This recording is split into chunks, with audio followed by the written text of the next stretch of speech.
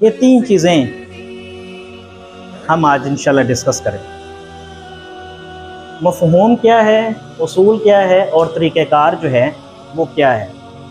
تین چیزیں ہیں، لہٰذا ہم اللہ کا نام لے کے تین حصوں میں بورڈ کو ڈیوائیڈ کرتے ہیں تاکہ ہم تینوں چیزوں کو جو ہے وہ دیکھ سکیں۔ تو سب سے پہلے ہمارے پاس جو ہے یہ تربیت، اور ہم نے سمجھنا کیا ہے تربیت کا مفہوم دیکھنا۔ تو ہمارے پاس اگر ہم مفہوم دیکھیں تو ہمارے پاس اس کا جو لفظی مطلب ہے،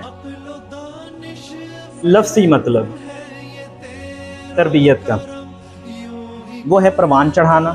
اگر ہم کہیں کہ اس کا اصطلاح میں، اب اصطلاح پتہ نہیں یہ بنتی ہے کہ نہیں بنتی، میں آپ کے سامنے جو تربیت کا تصور رکھنے جا رہا ہوں یہ میری برین سٹارمنگ ہے، یا کہہ لیجیے میرے نتائج تحقیق ہیں جو میں آپ لوگوں کے ساتھ جن کا اشتراک کرنے جا رہا ہوں۔ تو دیکھتے ہیں جی، ہم اس کو یہاں پہ فی الحال یہی کہہ لیتے ہیں اصطلاحی معنی۔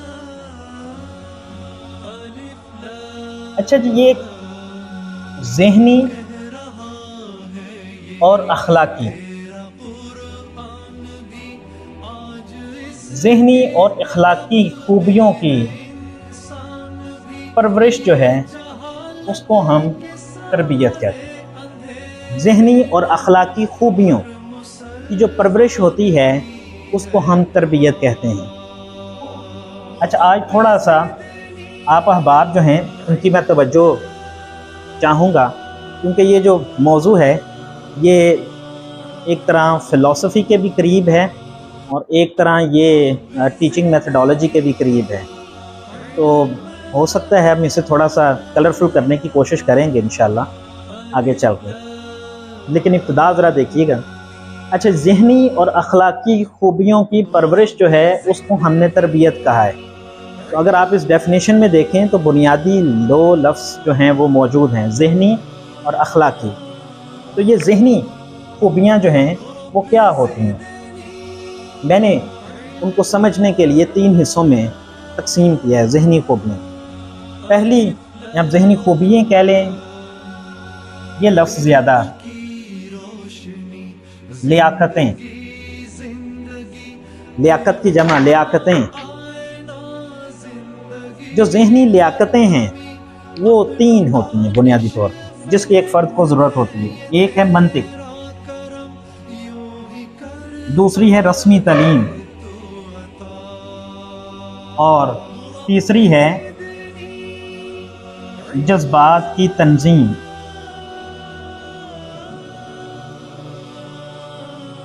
اچھا جی، اخلاقیات جو ہیں نا، ان کو بھی ہم نے سمجھنے کی خاطر دو گروپس میں جو ہے وہ تقسیم کیا ہے۔ ایک ہوتی ہیں خصلتیں، ایک ہوتی ہیں خصلتیں اور ایک ہوتے ہیں طور طریقے۔ اخلاقیات ان دو میں وقوع ہوتی ہیں، خصلتوں میں اور طور طریقوں میں۔ میں مثالیں دیتا ہوں انشاءاللہ، کیونکہ آگے جب ہم طریقہ کار میں ڈسکس کریں گے تو یہ والا ہمیں جو ہے وہ آگے استعمال میں آئے گا۔ اچھا، یہ خصلتیں جو ہیں یہ کس طرح کی، یہ ذہنی بھی ہوتی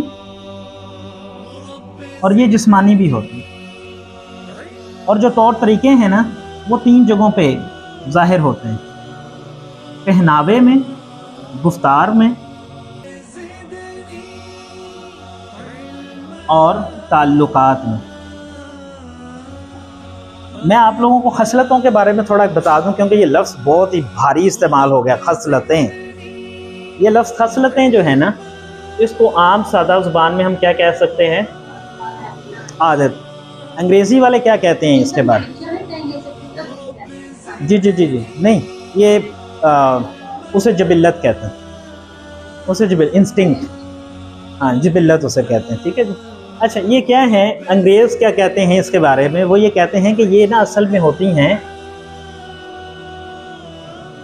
یہ سیٹلڈ ریگولر پریکٹس ہوتی ہے that is hard to give up. اب خصلتیں ذرا دیکھیے، ذہنی ہوتی ہیں اور جسمانی ہوتی ہیں۔ میں ایک ایک مثال دے دوں تاکہ آپ کو سمجھ آ جائے گی۔ اچھا، ذہنی کیا ہے؟ حسد، ٹھیک ہے جی، یہ ذہنی خصلت ہے. اچھا جسمانی، کوئی سگریٹ پیتا ہے، چائے اچھا یعنی جو حواس خمسہ سے متعلق چیزیں ہوں گی وہ ساری جسمانی میں آ جائیں گی.